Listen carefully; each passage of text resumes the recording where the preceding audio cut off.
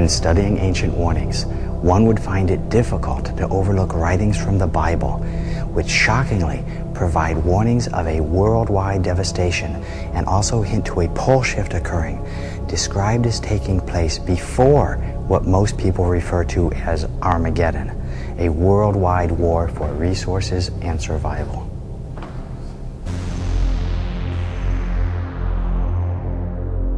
There was a great earthquake, and the sun became black, and the moon became as blood. Every mountain and island were moved out of their places, and there were voices and thunderings and lightnings. There followed hail and fire mingled with blood, and they were cast upon the earth. And the third part of trees was burnt up, and all green grass was burnt up. And the third part of the creatures which were in the sea and had life died. There should no flesh be saved, but for the elect's sake, those days shall be shortened. This phenomenon is called pole shift, in which the entire mantle of the Earth would shift in a matter of days, perhaps hours, changing the position of the North and South Pole, causing worldwide disaster. Earthquakes would rock every continent. Massive tsunamis would inundate coastal cities. It would be the ultimate planetary catastrophe. As unlikely as this theory seems, it is backed by science. Albert Einstein first suggested it in 1955, and a new study from Princeton University reveals that the poles have shifted before. The North Pole rested in the middle of the Pacific, placing Alaska at the equator. Even if this pole shift took place slowly over years, it would result in global climate change and shifting sea levels. If it took place rapidly, it would mean planet-wide disaster and mass extinction of species.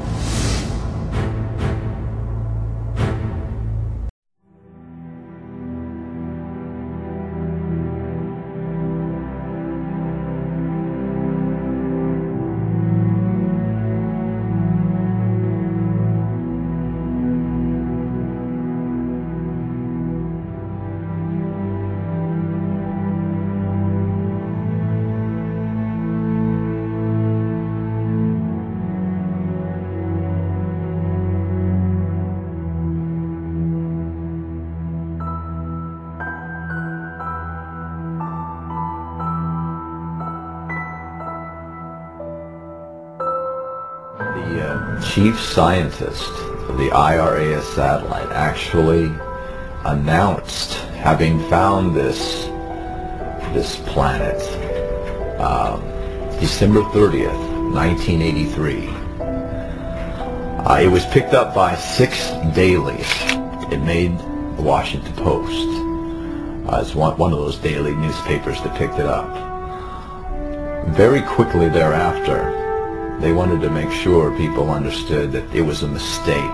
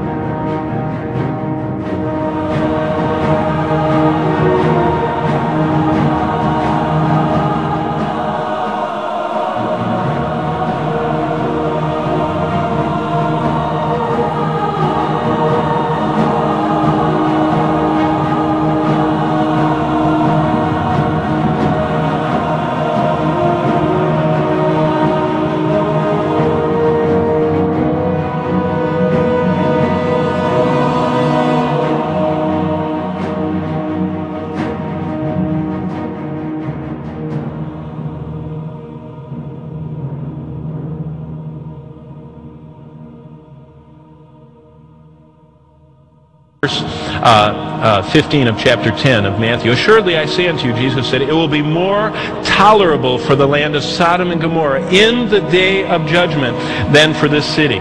So what Jesus is saying there is even in hell there are levels of tolerability.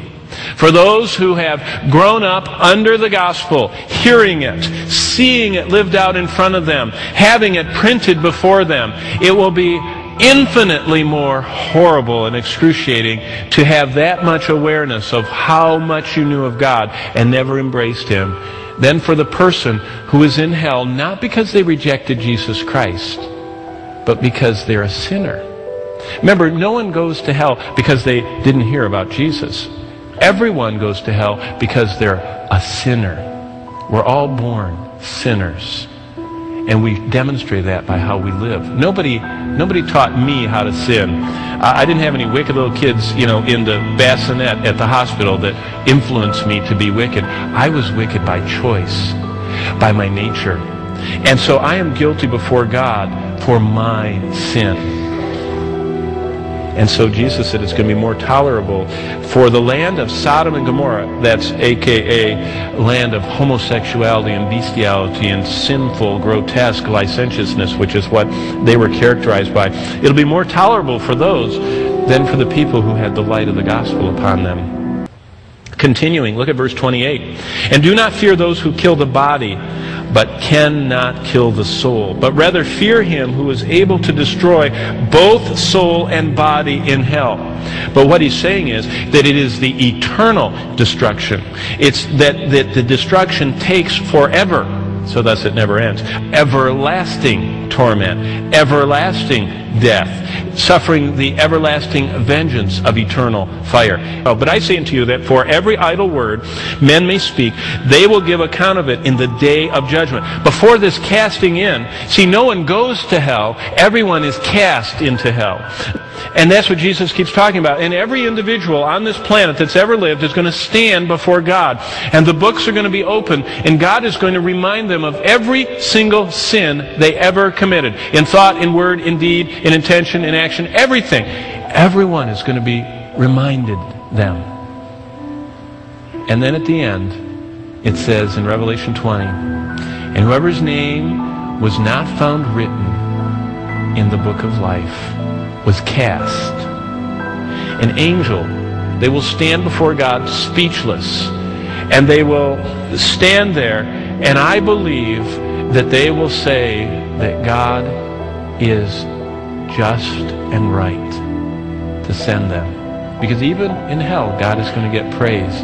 Because they're going to see an infinitely holy God, and they're going to see their infinitely costly sin laid out, and then they're going to be cast, it says, into the lake of fire. Imagine the communication of the souls in hell. As Father Hugo pointed out in a sermon on hell about 8-10 years ago, we used to play often on retreats. The communication of the damned. Children speaking to their parents. Why didn't you correct me? Why didn't you set me on the straight path when I was going wrong? Why were you too strict? Why were you too soft? And there shall be no answer. Look at you, you were a Catholic. You had the faith. You had everything. Catholics will be on the bottom of hell. Priests, worse. Bishops, worse. Everyone that goes to heaven will be able to point to a soul that helped them get there, and everyone that goes to hell